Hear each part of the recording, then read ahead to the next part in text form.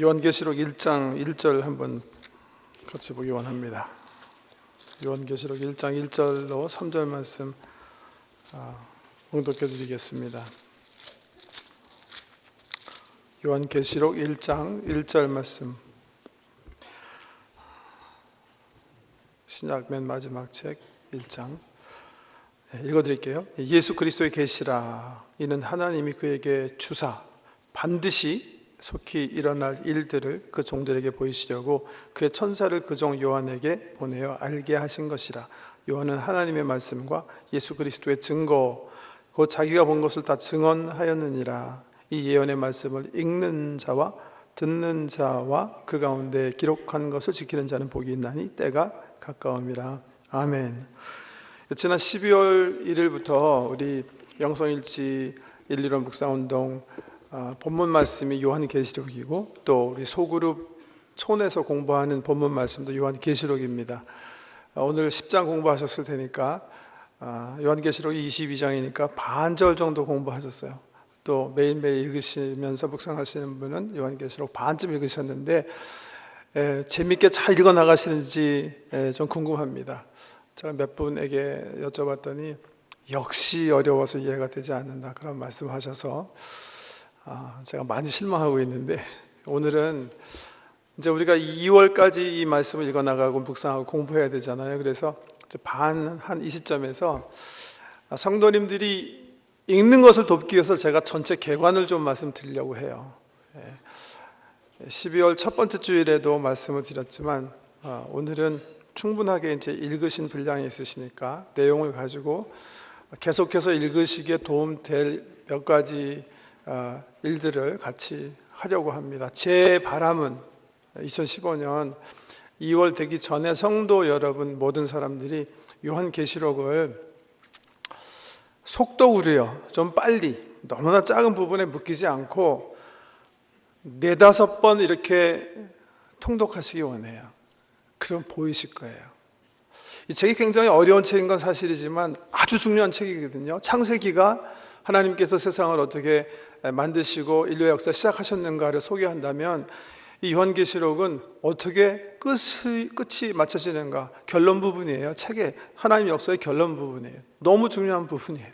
책 볼 때 맨 마지막 안 볼 수 없잖아요. 이거 이해하셔야 되는 책인데 중요한 책이기 때문에 저는 성도 여러분이 시간을 정말 내셔서 이거는 이해 못해, 그렇게 포기하지 마시고 그냥 앉은 자리에서 빠른 속도로 30분에 걸쳐서 이렇게 22장 정도 되는 건데 읽으셔가지고 이제 2월 되기 전에 서너 번 정도, 한 4-5번 정도 읽으시면 또 충분히 이해할 수 있다고 생각해요. 그 이해를, 그 읽기를 돕기 위해서 오늘은 전체 골격을 이렇게 한번 살펴보기 원합니다. 제가 유인물 주보에 끼어들었는데 참고로 하셔도 좋고, 이미 1장에서 10장까지 말씀 묵상하셔서 내용을 잘 기억하시는 분들은 그냥 눈 감고 제 말씀 들으셔도 돼요. 한번 더듬어 보려고 그래요. 22장을 1장 열면 잘 하시는 대로 요한이 반모섬에 있는데 예수님께서 나타나세요. 그리고 말씀하세요. 내가 지금 보고 있는 거, 현재 있는 일들, 그리고 미래에 일어날 일들을 적어서 기록해라. 그리고 또 교회 보내라. 명령하세요. 그 요한이 명령을 받고 2, 3장에 보면 실질적으로 소아시아에 그때 존재했던 7교회에게 편지를 보내요. 그죠? 큰 골격을 잘 잡으셔야 돼요. 7교회에 편지 보내시는데 거기에 반복되는 내용들이 있었어요. 뭐였죠? 이런 내용이에요. 귀 있는 자는 성령이 교회들에게 하시는 말씀을 들을지어다. 이기는 그에게는. 이거 7번 반복되는 말씀이에요.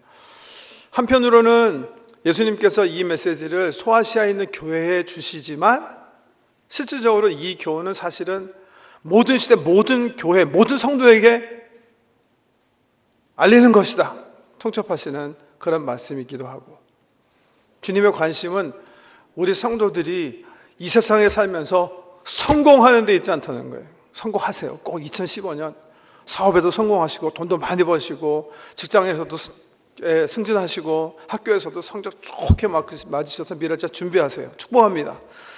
그러지 않으셔도 돼요. 근데 주님의 관심은 우리의 성공에 있지 않아요. 어디에 있어요? 이기는 데 있어요.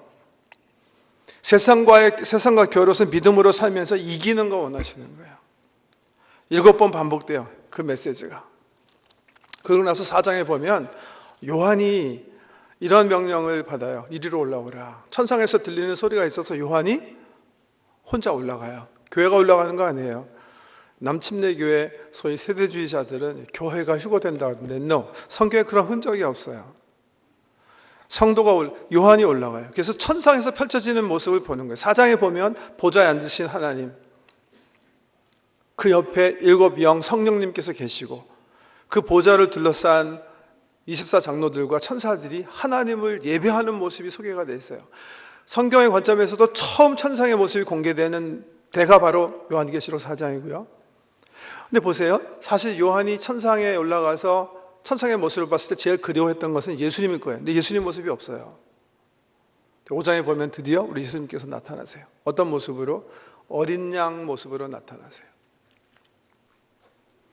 그리고 어린 양 구원자 되신 예수님을 찬양하는 모습이 5장에 소개가 되어 있어요. 그래서 4장, 5장은 천상의 모습이에요. 삼위일체 하나님의 모습, 그 영광을 찬양하는 성도, 천사들의 모습이에요. 그런데 그 모습 자세 속에 특별히 소개되는 게 하나 있었어요. 그게 뭐냐면 보좌에 앉으신 하나님께서 오른손에, 그 권능의 오른손에 인봉한, 인으로 봉인된 두루마기를 들고 계시는 거예요. 이 두루마기를 어린 양 대신 예수가 받으세요. 계급 6장에 보면 그 인을 떼어서 그 내용을 공개하세요. 근데 공개하실 때마다 보니까 끔찍한 일이 세상에 일어나는 게 내용인 거예요. 전쟁, 기근, 죽음, 지진, 천체의 변화, 엄청난 일이 공개가 되어지는 거예요. 예수님, 아버지 하나님 손에 있다가 예수님께 인양돼서 예수님께서 인을 떼서 예수님께서 친히 공개해 주시는데 엄청난 재앙의 내용이 그 속에 담아 있는 거예요. 그 내용을 보고 6장 마지막에 보면 이런 외침이 나와요. 하나님의 큰 진노의 날이 이르렀는데 누가 그 진노를 견딜 수 있을까? 그 질문의 대답이 7장이에요. 보세요. 이제 7장 한번 열어보세요. 유명한 장이죠. 이단들이 너무나 좋아하는 장이죠. 7장 1절에 보면 6장 17절 말씀부터 읽을게요. 그들의 진노의 큰 날이 이르렀으니 누가 능히 서리요 하더라. 이 일 후에 내가 네 천사가 땅 네 모퉁이에 선 것을 보니 땅의 사방에 바람을 붙잡아 바람으로 하여금 땅에나 바다에나 각종 나무에 불지 못하게 하더라. 이 큰 하나님 진노의 날을 누가 견딜까? 걱정하지 말아라. 그 날이 이르기 전에, 그 날이 속히 이르지 못하도록 하나님께서 네 천사를 동서사방에서 서게 하셔서 바람이 불지 못하게 막고 서 계셔. 소개하고 있고요. 2절에 보면 그동안 천사들이 벌리는 일이에요. 또 봄에 다른 천사가 살아계신 하나님의 인을 가지고 해 돋는 데로부터 올라와서 땅과 바다를 해롭게 할 권세를 받은 네 천사를 향하여 큰 소리로 외쳐 이르되 우리가 우리 하나님의 종들의 이마에 인치기까지 땅이나 바다나 나무들을 해하지 말라 하더라. 내가 인침을 받은 자의 수를 들으니 이스라엘 자손 각 지파 중에서 인침을 받은 자들이 14만 4천이니 유다 지파 중에 인침을 받은 자가 1만 2천이요 해서 쭉 설명이 나가요. 네 천사가 대환란이 금방 일어나지 않도록 막고 서 있는 동안에 무슨 일을 하시는 거예요? 하나님께서 다른 천사들을 사용해서 해 돋는 데부터 시작해서 자기의 종들을 인치신다. 그 숫자가 이스라엘 족속 가운데 14만 4천이다. 거기서 끝나는 게 아니라 계속 볼까요? 9절에 보면 이 일 후에 내가 보니 각 나라와 족속과 백성과 방언에서 아무도 능히 설 수 없는 큰 무리가 나와 흰 옷을 입고 손에 종려 가지를 들고 보좌 앞과 어린 양 앞에 서서 큰 소리로 외쳐 이르되 구원하심이 보좌에 앉으신 우리 하나님과 어린 양께 있도다 하니. 대답이죠. 누가 이 큰 환난을 견뎌낼 수 있단 말인가? 누가 이 진노를 피할 수 있단 말인가?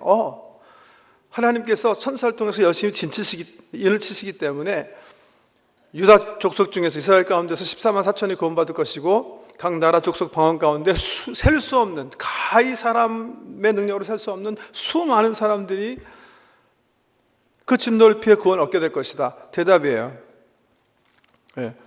왜 제가 유명한 구절이라고 하냐면 7절 2절 보세요. 또 봄에 다른 천사가 살아계신 하나님의 일을 가지고 해 돋는 데로부터 올라와서 이 해 돋는 데로부터가 우리 일본 사람들이 한국 사람한테 너무 매력적인가 보죠? 이런 엉뚱한 해석들을 하는 거예요. 일본 사람들은 우리 국기를 봐라. 우리가 해돋는 나라다. 이 마지막 때에 이 인을 치는 하나님의 종은 다 일본에서 나온다. 또 우리나라 사람들은 타고르가 우리나라에 대해서 뭐라 그랬냐? 뭐죠? 고요한 아침의 나라 아니냐? 우리나라가 해 뜨는 나라다. 이만희, 박태선 다 자기라는 거예요. 여기 해 뜨는 데로부터 올라와서가 무슨 뜻일까요? 지금 사도 요한이 어디 있어요? 반모섬에 있어요. 해 뜨는 데가 어디예요? 예루살렘 얘기하는 거예요.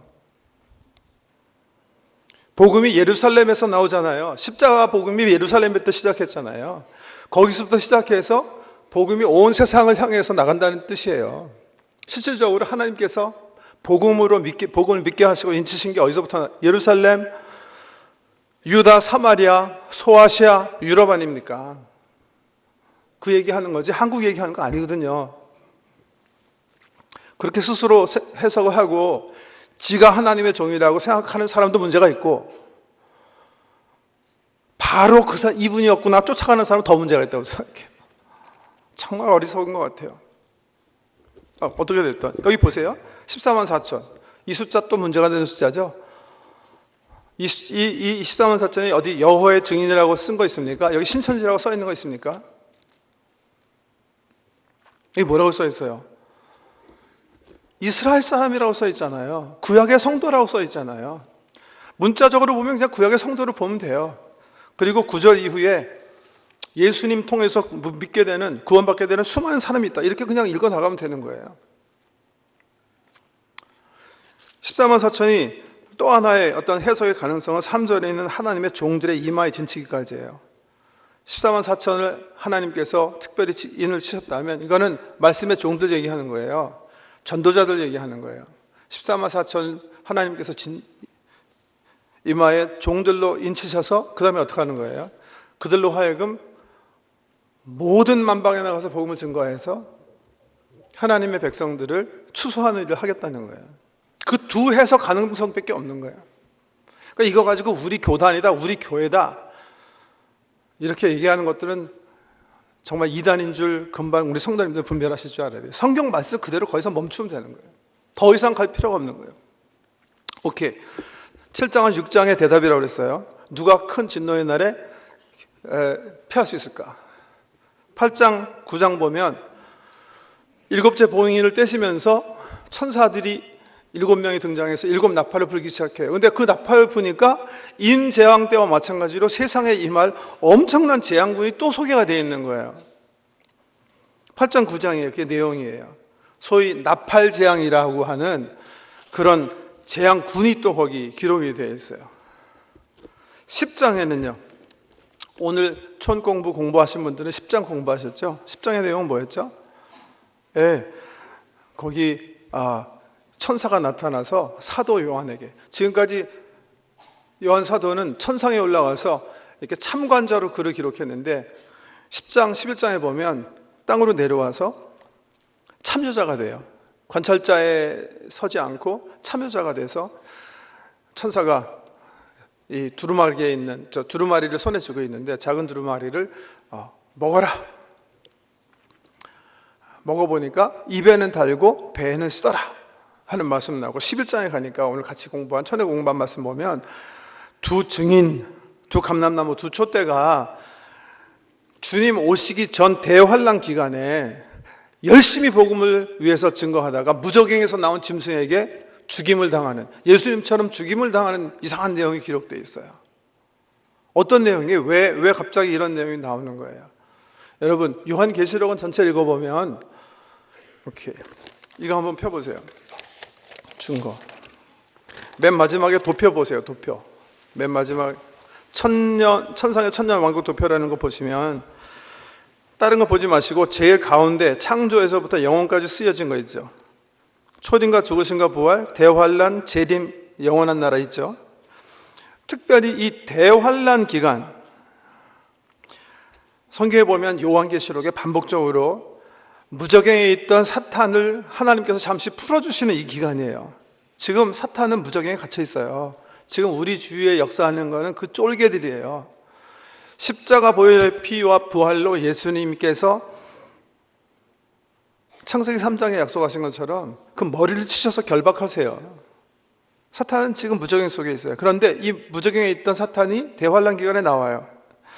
그래서 오늘 읽은 바다에서 올라오는 짐승, 적그리스도, 그리고 땅에서 올라오는 짐승, 거짓 선지자와 함께 정말 만국을 미혹하고 교회를 핍박하게 돼요. 그 역사를 굉장히 집중적으로 기록된 게 요한계시록이에요.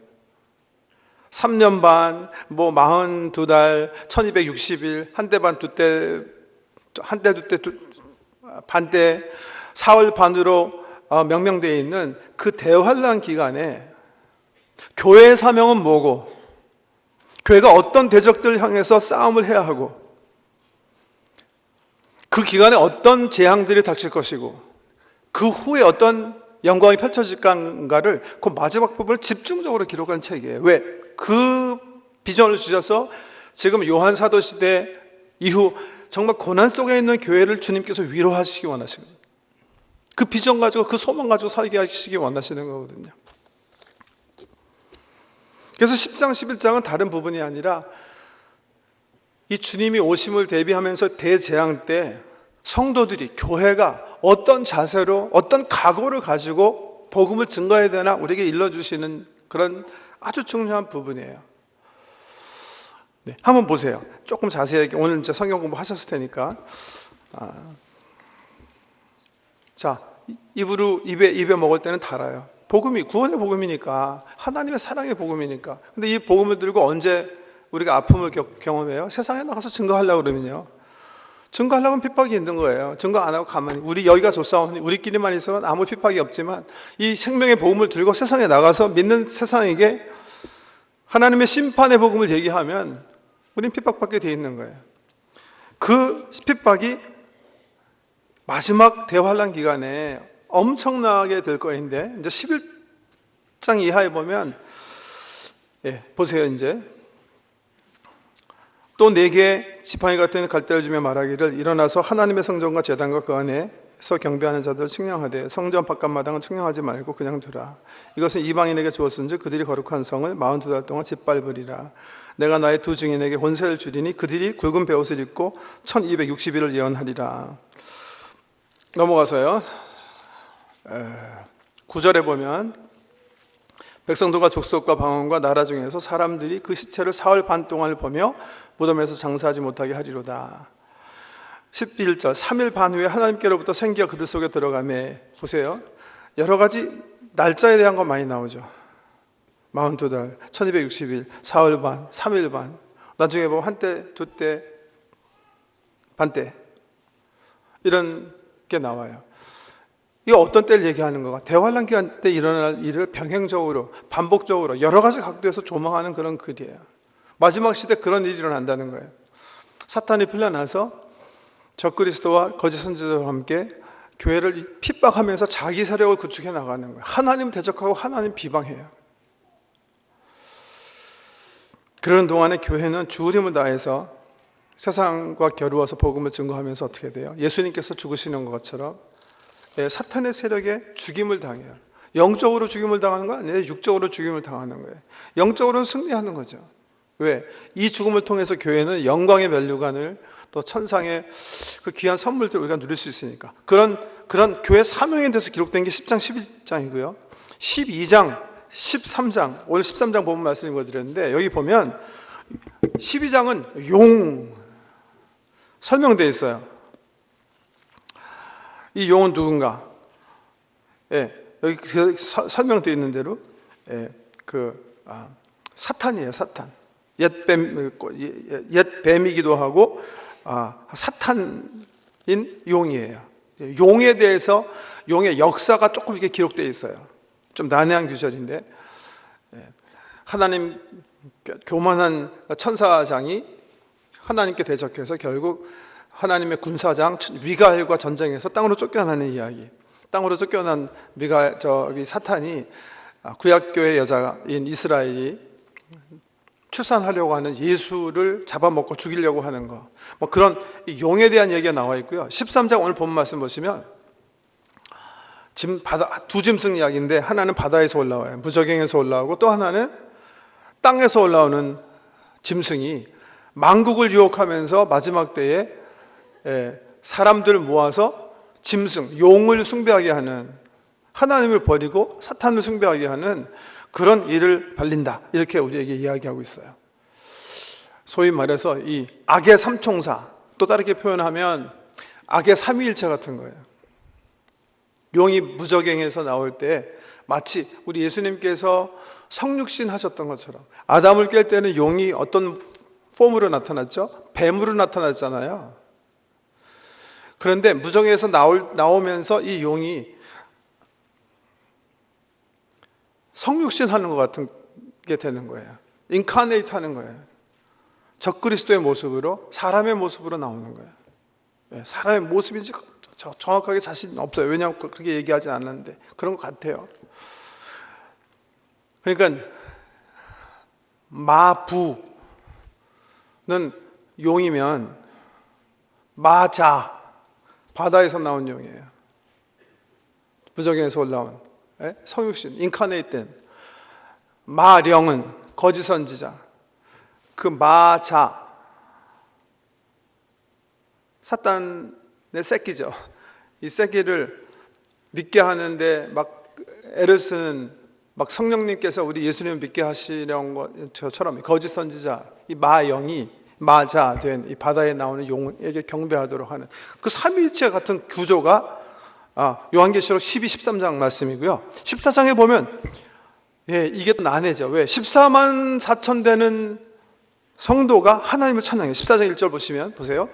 또 내가 보니 보라, 어린 양이 시온상에 섰고 그와 함께 14만 4천이 서 있는데 그들의 이마에 어린 양의 이름과 그 아버지의 이름을 쓴 것이 있더라. 4절, 이 사람들은 여자와 더불어 더럽히지 아니하고 순결한 자라, 어린 양이 어디로 인도하든지 따라가는 자며 사람 가운데서 성령함을 받아 처음 익은 열매로 하나님과 어린 양에게 속한 자들이니 그 입에 거짓말이 없고 흠이 없는 자더라.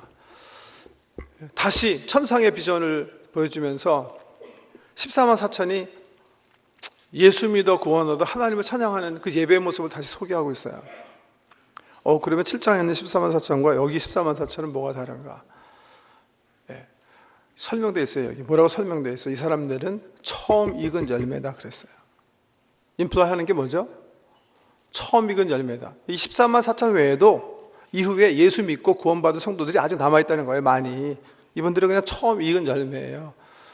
나중에 이제 20장 이하에 보면 첫 부활을 이미 경험해서 하나님 나라에서 하나님께 영광을 올리고 새 하늘과 새 땅을 기다리고 있는 성도들이 있어요. 그 성도들이 하나님 찬양하는 거예요. 그래서 14만 4천이라는 말을 7장과 14장 비교해 보면 문자적으로 해석하면 안 돼요. 이거는요, 이미 결정되어진 하나님 구원의 숫자에, 온전한 숫자에 포함된 성도들의 숫자라고 생각해야지, 이걸 문자적으로 14만 숫자 그러실 필요가 없다는 게 여기서 판명이 나는 거죠. 어떻게 또 14장에 나오는 이 14만 4천 성도님들은 누구예요? 예수 믿고 구원 얻어서 처음 익은 열매들이다. 처음 익은 이라는 말이 굉장히 중요한 거예요. 이게 다가 아니라는 거예요. 이후에도 예수 믿고 구원받을 사람이 엄청나게 셀 수 없는 수많은 무리들이 각 족속 방언에서 나오기 때문에 여기에 묶여서 요분들만 구원받은 거다 그렇게 얘기하면 안 되는 것을 알게 하기 위해서 그 말씀이 있으니까 그렇게 이해하셔야 되겠고요. 자, 14, 15장 보시면 15장, 16장 보시면 이제 세 번째 재앙군이 소개가 되어 있어요. 좀 아까 인재앙이 있었죠. 인을 떼실 때 소개된 재앙이 있었죠. 천사들이 나팔 불 때 재앙이 있었죠. 15, 16장 보니까 천사들이 대접을 쏟아 부을 때마다 또 비슷한 엄청난 재앙군이 7개가 소개가 되어 있는 거예요. 뭐 지진도 나고 기근도 있고 뭐 불도 나오고 뭐 바닷물이 뭐 문제가 생기고 강물이 문제가 생기고 하는 여러 가지 재앙군들이 또 소개가 되어 있어요. 15장, 16장에. 17장에 보니까 그 재앙을 통해서 심판을 받는 음녀의 얘기예요. 세상 나라, 음녀라는 말과 바벨론이라는 언어로 상징되어진 세상 나라가 어떤 성격을 가지고 어떤 특질을 가지고 존재했는지, 그리고 어떻게 허망하게 무너지는지를 17, 18장에서 자세히 그리세요. 19장은 여기 제가 이거 써놓은 것처럼 다음 주일에 제가 이렇게 하려고 그래요.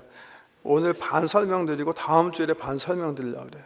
다음 주일에 꼭 성경책 가져오세요.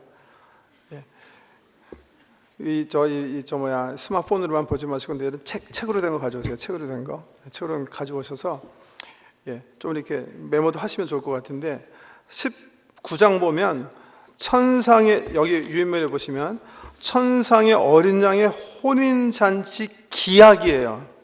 성경에 그렇게 나와 있어요. 어린 양 혼인잔치의 기약이 이르렀으니, 가까웠으니. 왜 기약이 하이라이트 해야 되냐 하면, 교회 학자들이 여기서 혼인잔치가 열리는 것이다 그렇게 막 얘기하는데, no, 열리는 거 아니에요. 이제 곧 임하게 됐다 그렇게 찬양하는 거예요. 말씀 읽으면서 보세요. 다음 주에 좀 살펴보겠는데, 20장에 가면 그 유명한 천년왕국에 대한 말씀이 나와요.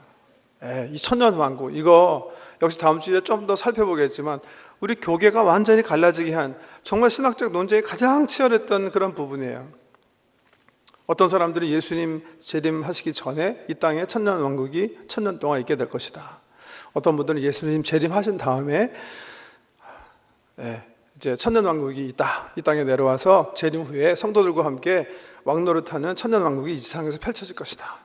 그래서 전천년설이냐 후천년설이냐 해가지고 교회가 수도 없는 논쟁을 했어요. 이번에 성도님들이 성경 읽으면서 한번 살펴보세요. 이게 지상에서 펼쳐지는 천년왕국인지 아니면 천상에서 지고 있는 왕국인지 한번 말씀이 뭐라고 얘기하시는가 살펴보세요. 사실 주님의 재림에 대해서 얘기하는 부분은 20장 11절인데요. 백보자 심판 자리입니다. 그 사이에 주님 임재했다고 봐야 되고, 21장에 보면 완전히 새롭게 하나님께서 이 땅을 재창조하세요. 그래서 이미 첫째 부활을 통해서 천상에 있는 성도들이 기다리는 그 새하늘과 새 땅, 지금 우리가 살고 있는 땅, 하늘은 종이 말리는 것 같이 하나님께서 말려 없애버리신다. 그리고 하나님께서 새롭게 창조하신 새하늘과 새 땅이 드디어 임하게 되는 거예요. 그게 우리가 고대하는 천국이에요. 이미 첫째 부활에 참석한 성도들도 그 천국을 기다리면서 기도하고 있는 거예요. 우리가 소망하는 바로 그 천국, 새하늘과 새 땅. 몰라요. 지금 우리가 살고 있는 이 하늘과 땅의 개조가 아니라 레디컬하게 새로운 새하늘과 새 땅을 하나님께서 만드셔서 우리로 하여금 영원한 삶을 살도록 계획하신 그 이야기가 21장에 나와 있어요. 오케이. 오늘 좀 설명드리려고 하는 이제 주제 부분이, 보세요. 말씀드린 것처럼 우리가 살펴본 것처럼 지금 요한계시록은요, 주님 재림 전에 이 세상이 경험할 엄청난 재앙, 소위 3년 반 42달 등등으로 표현된 그 정한 기간에 이 세상이 경험할 재앙군에 대해서 얘기하고, 거기서 교회의 사명에 대해서도 얘기하고, 그 재앙 속에서 교회를 핍박하게 될 악의 3인방에 대해서도 얘기하고, 우리가 어떤 소망을 가지고 이 어려운 시절 경험해야 되느냐 우리에게 일러주시는 그런 책이라고 그랬죠. 그런데 쭉 전체를 보니까 재앙군이 3개가 나오죠.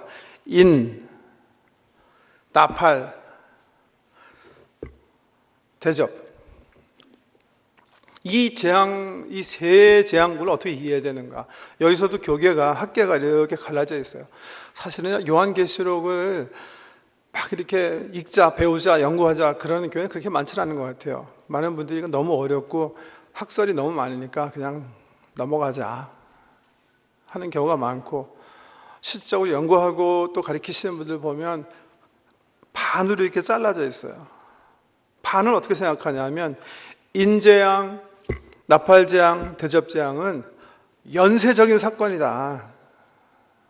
이 세상은 맨 처음에 인재앙으로 큰 어려움을 겪게 될 것이다.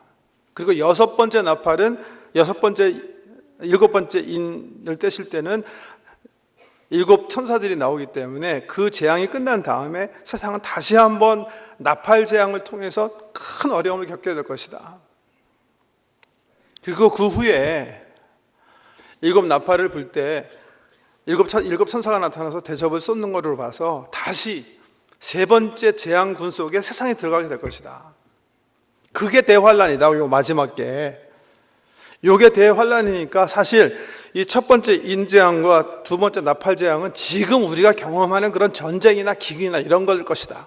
그래서 많은 학자들과 목사님들이 인재앙과 나팔재앙 가지고 지금 우리가 경험하는 것들을 막 꿰맞춰서 해석하시는 경우가 있습니다.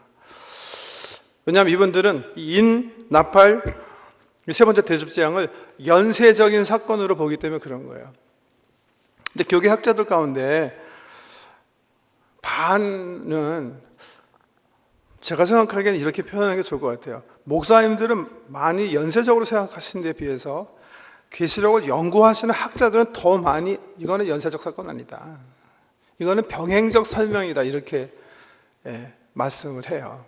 무슨 말이냐면 인재앙은 대접재앙에서 실질적으로 펼쳐질 재앙을 예수님께서 처음 이렇게 공개해 주시는 그런 자리고, 보통 우리가 나팔을 불면 어떤 행사의 시작을 알릴 때 나팔을 부는 것처럼 이 나팔을 분다는 것은 이제 곧 하나님의 심판이 시작됐다는 것을 알리는 자리에 불과하다. 그렇기 때문에 실질적인 재앙은 대접재앙이고, 대접재앙을 보충으로 설명할 수 있는 게 나팔재앙이라면 인재앙은 그냥 하나님께서 계획된 것을 잠시 이렇게 보여주는, 공개하는 자리에 불과하다. 이렇게 생각하신다는 거예요. 저는 어떻게 생각하는가? 저는 후자입니다. 왜? 성경적으로 보니까 실질적으로 그렇기 때문에 그래요. 오케이, 10장 한번 펴보세요. 10장 보시면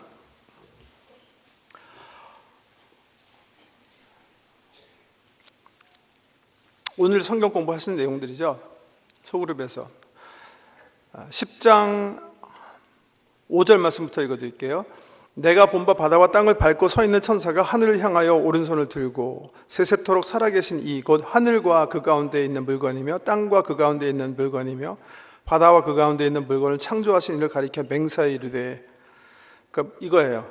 천사가 하늘 향해서 오른손 들고 모든 이 우주의 만물 창조하신 하나님 이름으로 이렇게 맹세한다는 거예요. 그 포스처를 하고 뭐라 그랬어요? 지체하지 아니하리라. 그렇게 하시고, 그 다음에 뭐예요? 일곱째 천사가 소리내는 날 그의 나팔을 불려고 할 때에 하나님이 그의 종 선지자들에게 전하신 복음과 같이 하나님의 그 비밀이 이루어지리라 하더라. 일곱째 천사가 나팔 불 때부터 이루어진다는 거예요. 지체하지 않고 이루어지게 된다는 거예요. 그러니까 아직은 시작 안 한 거예요. 일곱째 나팔이 불려지면서 일곱 천사가 나와서 대접을 불 때 실질적으로 이 세상은 큰 어려움을 봉착하게 된다는 거예요. 왜 이렇게 해석하는 게 옳은가? 실질적으로 히브리 문학에서 자주 볼 수 있는 게 병행적 표현이거든요. 반복적 표현이거든요. 예를 들면 나의 주 나의 하나님 여호와 나의 반석이시오. 네 사람 얘기하는 거 아니고 한 사람 얘기하는 거거든요. 창세기 1장 2장도 마찬가지라고 그랬죠. 창세기 1장에 보면 태초에 하나님께서 천지를 창조하시니라 다 얘기하시고 하나님께서 우주 만드시기를 마치셨더라 얘기한 다음에 2장 4절에 보면 하나님께서 만드신 세상의 대략이 이러하니라 또 얘기하는 거예요. 다른 각도에서 창조를 얘기하는 거예요. 이런 걸 병행적 표현이라고 그러거든요. 같은 사건인데 다른 각도에서 다른 관점 가지고 설명하는 거예요. 우리가 11장 좀 아까 봤는데 다시 보세요. 병행적 설명을 이해하기 위해서 제가 설명을 드릴게요. 1장 2절부터 다시 읽을게요. 성전 바깥마당은 측량하지 말고 그냥 두라. 이것은 이방인에게 주었은즉 그들이 거룩한 성을 42달 동안 짓밟으리라. 내가 나의 두 증인에게 권세를 주리니 그들이 굵은 베옷을 입고 1260일을 예언하리라. 그들은 이 땅에 주 앞에 서 있는 두 감람나무와 두 촛대니. 오케이. 아까 다른 말도 봤죠? 42달 1260일 한때 두때 반때 사흘 반 3일 반 이런 단어들, 이게 연쇄적인 일이면 오케이 42달 동안 짓밟힘을 당하고 그 다음에 또 42달 동안은 증인들이 하고 그 다음 42달 동안에는 3일 반 동안에는 죽고 그 다음 3일 반 동안 후에는 살아나고 연쇄적으로 보는 거예요. 그게 아니라는 거예요. 똑같은 때, 대환란 기간, 사탄이 풀려나서 교회를 극심하게 핍박할 때, 그때 우리 증인들의 사명을 다른 그 같은 기간에 어떤 사명을 가지고 살아야 되는지를 얘기하는 거라. 병행적 표현이라는 거예요. 여기 보면 또 하나 표현이 있어요. 병행적 표현. 보면 3절에 내가 나의 두 증인에게 권세를 주리니 그랬죠. 두 증인에게 권세를 주리니. 4절에 보면 해석하세요. 그들은 이 땅에 주 앞에 서 있는 두 감람나무와 두 촛대니. 두 증인이 두 감람나무와 두 촛대래요. 어떻게 해석하실 거예요? 두 증인인데 이제 2 곱하기 2 그래서 두 명, 두 감람나무와 두 촛대가 된 건가요? 그 다음에 여기 저 10절에 보시면 이 사람들 얘기해서 이 두 선지자가 또 얘기했어요. 이게 병행적 표현이라는 거예요. 근데 여기에 대해서 누굴까 모르지만 하나 아는 거 있어요, 우리가. 뭐요? 촛대. 알죠? 1장에 보면 우리 예수님께서 촛대에 대해서 해석하셨어요. 촛대가 뭐라고? 뭐예요? 교회잖아요. 기억하시죠? 그럼 뭐 얘기하는 거예요? 대환란 기간에 교회가 사탄의 세력과 겨루어서 죽을 때까지 생명 걸고 복음을 전하는 거예요. 병행적은 이렇게 해석하는 거예요. 두 촛대는 우리가 아는 교회니까 두 증인은요, 두 선지자는요, 이분들이 어떤 사역을 해야 되는지 우리에게 일러주시는 상징어예요. 어떤 사역이에요? 말씀 사역에 선포하는 사역이라는 거예요. 그럼 두 감람나무는요, 박태선이에요 이게? 시온선이 아니라 뭐라? 그 미륵국 만드는 아저씨 어렸을 때 그 사람이에요? 박태선 장로가 이거 감람나무예요? 지가 감람나무라 그러면? 아니면 이만희가 감람나무인가요? 이게 반복적 설명이거든요. 두 촛대, 두 교회를 수식하는 거예요. 더 성경 연구 많이 하실 분은 스가랴 4장 4절 말씀 이해해 보시면 이 두 감람나무에 대한 비전을 스가랴가 보고 얘기하는 설명이 있어요. 두 감람나무가 촛대에 가지가 연결이 돼서 기름이 흘러 들어가. 이 뜻이 뭡니까? 기름, 하나님 주 앞에 선 기름 부은 자다. 이 두 감람나무란 말은 두 촛대를 수식하는 거예요. 사실 스가랴 가지 않더라도 설명되어 있어요. 5절, 6절에 보면 뭐라고요? 이 두 증인들이 하나님께서 주신 능력으로, 엘리야의 능력으로 하늘을 열고 닫고 모세처럼 물을 변해서 피를 만드는 그 능력으로 사역하게 될 것이다. 두 감람나무 사역이에요. 성령의 기름 부으심으로 충전된 교회가 능력으로 사탄과 싸운다는 거예요. 이해가 되세요? 지금 왜 이거 설명했죠? 병행적 설명. 이게 병행적 표현이에요. 보세요. 인재양, 나팔재앙군, 대접재앙군이 이 세상에서 연쇄적으로 계속 역사적으로 쭉 순서대로 일어날 재앙이 아니라 대접재앙에 대한 반복적 설명이다. 공개하시는 자리, 시작을 알리시는 자리, 실질적인 재앙. 이렇게 쓰여진 책이 요한계시록이다. 그 말씀을 드리고 싶었기 때문에 이번에 성경 읽으실 때 그 각도에서 읽으시기 원해요, 저는요. 제가 요한계시록을 예수 믿고 나서 은혜 받고 열심히 공부도 하는데 저의 생각도 많이 변했어요. 여러 각도에서 성경 말씀 읽고 연구하고 읽고 또 묵상하고 한 결과 지금은 그렇게 생각해요. 그 각도에서 읽었으면 좋겠고 우리 성도분들에게 그걸 이렇게 그냥 다른 어떤 것보다도 그 구조, 그 병행적 이해를 가슴에 새겨넣기 위해서요. 왜 그러냐 하면 이단 사설들이 자꾸만 이걸 연쇄적 사건으로 해석하면서 성경 말씀이 하지 않은 이상한 해석들을 가지고 들어와서 성도들을 오해시키고 왜곡하기 때문에 제가 이 해석법, 이 읽기를 고집하려고 하는 거예요. 여러분에게 각인시켜 드리기 위해서 제가 대학생 때 경험한 이야기 하나 해드릴게요. 제가 토론토 대학에서 공부하면서 소문을 들은 게 있었어요. 뭐냐면 이 카나다에 북미에서 가장 유명한 셰익스피어 극을 올리는 극장이 있다는 거예요. 지금도 있는데 스트라포드라고 가면 여기서 한 1시간쯤 가서 키치너에서 하이웨이 8 타고 가면 스트라포드라는 타운이 나오는데 영국 극장으로 구성된 호수가 있는 아름다운 마을이에요.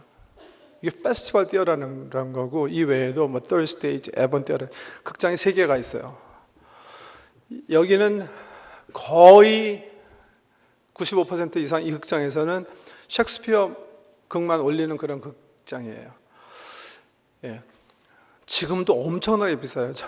항상 풀하우스인데 봄 한 4월부터 10월까지 매일 공연이 있어요. 어떤 때는 2번씩 공연이 있고, 수학여행은 뭐죠? 학생들도 가서 이제 공부하면서 실질적인 극을 보기도 하고, 그래서 북미에서 많은 사람들이 와서 하는 보는 그런 띠어러인데, 뭐 관객석도 글쎄 제가 모르겠는데 한 3,000석 정도 되는 것 같아요. 페스티벌 띠어러가. 네. 아주 뭐 엄청나게 유명한 그런 극장인데, 제가 대학생 때니까 정말 뭐 돈 벌지도 않을 때인데 정말 저 가보고 싶어가지고서는 돈을 만들어가지고 친구들과 함께 저 극장에 이제 처음 가보게 된 거예요. 제가 처음 본 작품이 저 셰익스피어가 쓴 As You Like It 이라는 작품이에요. 더군다나 좀 나이 드신 분들 기억하실지 모르겠는데, 영국 배우이기도 하고 무비스타로 아주 알려진 맥기 스미스라는 오스카상 받은, 주연상 받은 그분이 As You Like It이라는 작품의 주인공 역할을 하고 있었어요. 그래서 엄청나게 비싼 티켓을 사가지고 이제 갔는데요. 가서 보니까 정말 아름다운 거예요. 스트라포드라는 그 동네 자체가 너무나 뭐 정말 이렇게 다른 나라 온 것 같이 아름다운 호수 옆에 백조들 떠다니고, 거기에 엄청나게 예쁜 극장이 있는데, 가서 이렇게 티켓을 주니까 이제 좌석표 바꿔주면서 팜플렛을 주더라고요. 팜플렛. As You Like It이라는 작품의 팜플렛. 저는 그 팜플렛이 얼마나 기뻤는지, 반가웠는지 몰라요. 왜냐하면 사실 이 셰익스피어 연극을 제 영어 실력으로 사실 이해할 수 없거든요. 책을 읽고 갔어야 되는데 그런 시간은 없었고,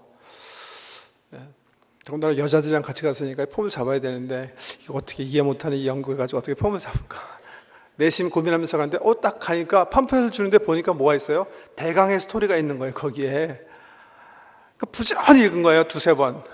전혀 모르는 작품인데 이게 무슨 작품인가, 얼마나 좋았는지 몰라요.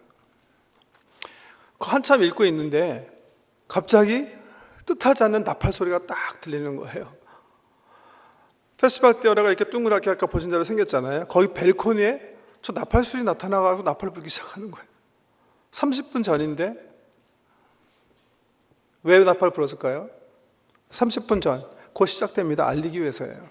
저기서만 불지 않고 저기서도 불고, 또 돌아와서 동그란 극장 발코니니까 여기서도 불고 여러 번 불기 시작해요. 사람들이 그 소리를 듣고 극이 이제 정말 본격적으로 시작되는구나, 극장에 들어가기 시작해요. 화장실도 가고. 5분 전에 저 나팔수들이요 실내로 들어와요. 실내에서 또 불더라고요.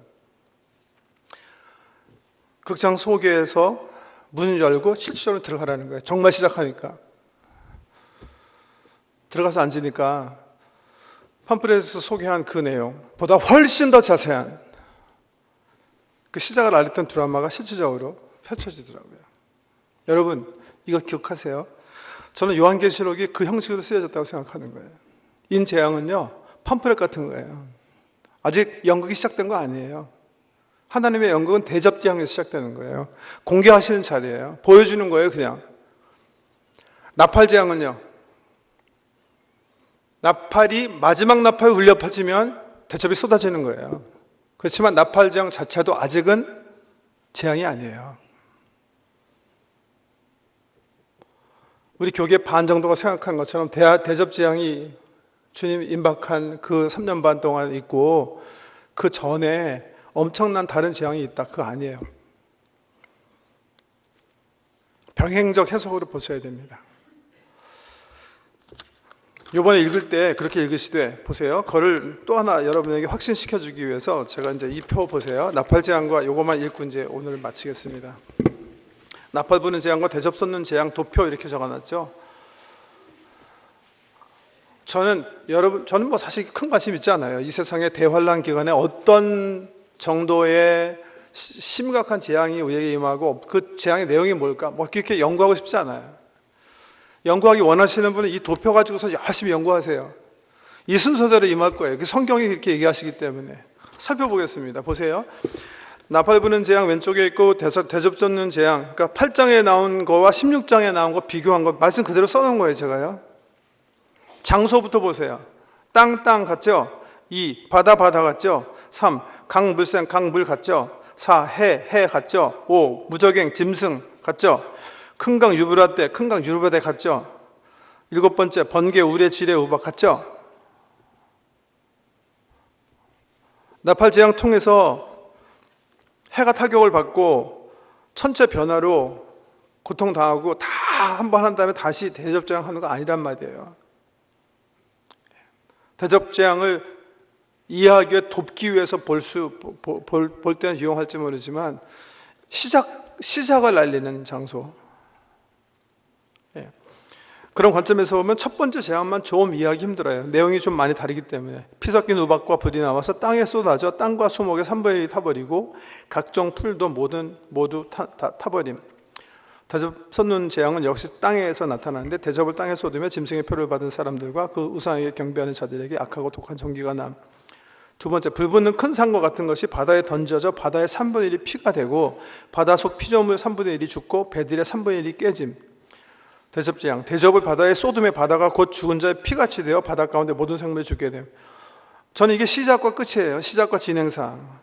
어떤 분들은 그렇게 해석하세요. 이거는 말씀으로 미뤄보건대 우주국 등등에서 우려하는 어떤 작은 유성이 지구권으로 들어와서 바다에 떨어져서 엄청난 그 사망을 야기시키는 그런 재앙일 것이다. plausible, 빌리버블 해요. 그럴 수 있을 것 같아요. 해석 안 하셔도 돼요. 그렇지만 일어나면 아실 거예요. 일어날 때는 아시고 계셔야 돼요. 이런 일이 일어날 거예요. 우리의 지구가 사는 게 영원한 지구 같고 영원서부터 학자들이 수억 만 년 전부터 계속해서 수억만 년 갈 것 같지만 no. 성경 그렇게 얘기하지 않으세요. 이 지구는 종이 말린 것처럼 이 하늘과 새 땅은 말려 없어질 거예요. 하나님 마지막 재앙과 심판이 임할 때 그 후에 주님 재림하시면서 이 세상은 끝나는 거예요. 그 전에 받은 심판의 내용들이에요. 세 번째 보세요. 횃불같이 타는 큰 별이 하늘에서 떨어져 강들의 3분의 1과 여러 물샘에 떨어져 물이 쓴물이 되어 많은 사람이 죽게 된다. 대접재앙, 대접을 강과 물 근원에 쏟으며 피가 된다. 우리가 마시는 물에 대해서 얘기하신 어떤 그 사건인데, 모르겠어요. 어떤 분들 이게 원자탄이다. 원자탄 재가 떨어져가지고 물 다 망가지는 건데, I don't know. 성경에 안 써 있으니까요. 저는 그런데 연구하면 시간 소비하고 싶진 않아요. 그 thought 성경에는 없어요. 그런 해석에 너무 환호하실 필요 없어요. 그렇지만 성경은 일관되게 우리가 마실 물에 문제가 생길 것을 예고하고 계세요. 네 번째 보면 해, 달, 별의 3분의 1이 타격을 받아 어두워짐, 천체지변이에요. 역시 대접재앙도 마찬가지고요. 대접을 해에 쏟으며 사람들이 태움으로 고통당한. 저는 이런 과학들을 하지 않았기 때문에 이런 가능성이나 이런 것들을 예견할 수는 없지만 이런 일이 벌어진다고 얘기하고 계세요. 다섯 번째는 어떤 영적인 존재들의 출현이에요. 황충이 무적행에서 나와서 이마에 하나님의 인침을 받지 않은 사람들만 괴롭히 대접을 짐승의 왕자의 쏟음에 그 나라가 어두워지고 사람의 아픈 곳과 종기로 고통을 받다. 마치 모세의 그 출애굽 사건 시대처럼 하나님의 백성들은 이 다섯 번째 재앙에서는 spared, 피해받지 않고 짐승의 표를 받은 사람들만 고통을 당하는 거고요. 여섯 번째는 다 큰 강 유브라데를 멘션하고 있습니다. 유브라데에 결박한 뇌천사가 나와서 전쟁을 일으켜 사람의 3분의 1이 죽임을 당한. 대접을 큰 강 유브라데에 쏟으며 천하의 왕들이 큰 나라에 있을 전쟁을 위하여 모임. 전쟁을 이스라엘 중심으로 한 후에 그 모임이 하나님을 대적하게 돼요. 그러면서 하나님의 심판이 그들에게 임합니다. 그게 성경에서 얘기하는 대재앙의 날에 펼쳐질 일입니다. 이 일 후에 주님께서 공중에 재림하시는 거예요. 이게 성경에서 얘기하는 거예요. 말씀드린 것처럼 다시 이 나팔재앙, 대접재앙 이게 연쇄적인 사건인가? 나팔재앙 다 끝나서 세상이 한 번 다 뒤집어진 다음에 큰 강 유브라데에서 두 번째 전쟁이 일어나는 것인가? 3분의 1이 강과 샘물에 떨어져서 3분의 1이 죽고 바다가 3분의 1이 피가 되고 한 후에 다시 한 번 또 피가 되는 것입니다. 전 그렇게 생각하지 않아요. 병행적 설명입니다. 병행적 사건. 그 병행적 프레임을 가지고 성경을 보시면 보이실 거예요. 그 대접재앙을 소개하기 위해서 정말 스릴이죠. 예고편 보여주시고, 그 예고편이 있어요. 이 대재앙 때 펼쳐질 주역, 거기서 역사할 주역들, 교회 사명, 교회를 괴롭힐 용, 바다에서 올라온 짐승, 땅에서 올라온 짐승, 이런 것들을 계속 하이라이트 해주시는, 그러면서 위로로 천상에서 이미 첫째 부활을 통해서 새하늘과 새 땅을 기다리는 성도들의 예배, 그 영광의 소망을 그렇게 보여주시는 게 계시록이에요. 맞죠? 어려운 책이 아닙니다, 사실은요. 그냥 읽어 나가시더라도 충분히 이해할 수 있는 책이세요. 거기까지만 하겠습니다. 이거 다음 주에 가져오시고요. 성경책 가져오세요. 성경책, 종이로 된 성경책 이렇게 하고 이렇게 칠하실 수 있게 종이로 된 성경책 가져오세요. 예, 기도하겠습니다. 아버지 하나님, 감사합니다. 우린 스스로 굉장히 우리가 사는 이 지구의 삶이 길다고 생각하는데, 정말 주님 예비하신 영원한 삶의 비용 얼마나 짧습니까? 어떤 도전, 어떤 어려움이 있더라도 세상에 지지 말게 하시고 믿음으로, 말씀으로 이기게 하셔서 어린 양 되신 예수와 새하늘과 새 땅에서 영원한 삶을 누리는 우리 모든 성도 되도록 성령님 도와주시옵소서. 주님, 이 소망 가지고 살게 하신 거 감사합니다. 이 소망으로 만족하게 하시고, 이 소망 귀히 여기게 하시고, 우리 성도님들 또 특별히 가정에서 우리 아는 친지들에게 이 소망의 복음을 증거하며 하나님의 나라를 확장시키며 주님 오심을 준비할 수 있도록 역사해 주시옵소서. 이 귀한 마지막 부분의 이야기를 우리 성도들 12월 달부터 매일매일 어려운 말씀이지만 읽고 묵상하고 또 촌을 통해서 공부하고 있습니다. 우리 하나님께서 계시와 지혜의 영으로 함께해 주셔서 이 책을 읽는 자에게 주시는 복이 우리 가운데 임하는 귀한 은혜의 시간 되도록 역사해 주시옵소서. 예수님 이름으로 기도드립니다.